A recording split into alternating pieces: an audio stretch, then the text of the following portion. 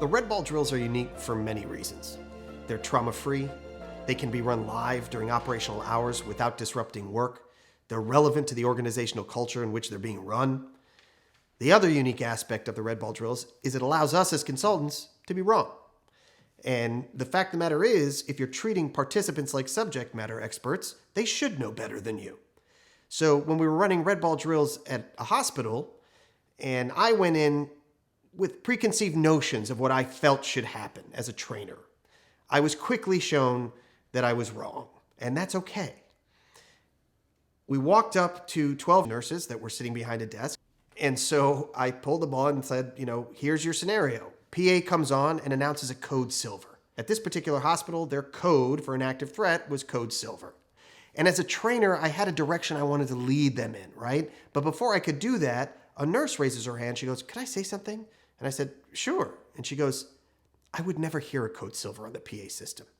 And I said, "You would never hear an emergency code silver on the PA system?" And she goes, "Absolutely not." She goes, "Do you have any idea how many codes they call out on that PA system every day? Between code pink, code blue, code black." She goes, "Basically anything coming out of that PA system sounds like Charlie Brown's teacher. I wouldn't even hear my name on the PA system." I'm like, "That's incredible." I'm like, "Would all of you say the same thing?" And they said, "Yeah, I'll be honest, I didn't even remember what code silver meant until you said it." I go, "Interesting." And she goes, "Yeah, it's a problem." I'm like, "Well, how are they supposed to communicate a threat?" And we all stand around talking for a little bit about the dynamics. And then I said, "Out of curiosity, is there anything you do hear on the PA? Is there something that comes out that you actually perk up and listen to?" One of the nurses raises her hand. She goes, "Well, we're a Catholic hospital system, so every time a baby is born, they play a small snippet of the lullaby over the PA system. I always hear the lullaby." "Do all of you hear the lullaby?" And all the nurses said, "Absolutely. Every time they play the lullaby, I look up, I smile. We definitely hear it." And I'm like, that's really interesting, because what it tells me is that if you emanate a sound before you give verbal instruction, you're more likely to get a response from people or for them to understand what's being said. And I said, "All right, well, you're 12 women. Let me ask one guy just to get perspective." So I go to Steve, the state trooper who's working security in the lobby, and I say, "Steve." He goes, "Yeah."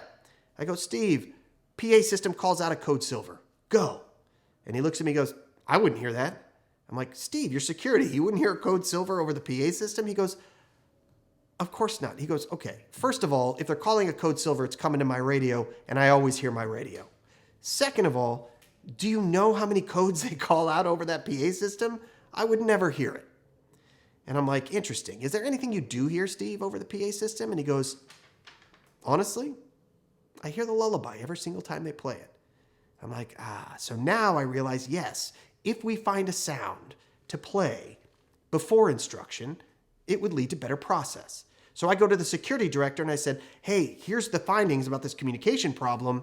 So you need to find a sound that you can play over the PA." He gets excited. He goes, "That's a great idea. What if we played the theme song from Jaws?" I go, that's a terrible idea. Please don't play the theme song from Jaws in a hospital." And eventually they came up with a sound that I cannot recreate with my voice, and it allowed them to relay emergency information more effectively. And where I went in thinking, "Oh, I know what I'm going to do with this group," I was quickly shown by the nurses themselves, no, there's something else. There's a bigger process issue that we need to deal with. That's how the red ball drills work.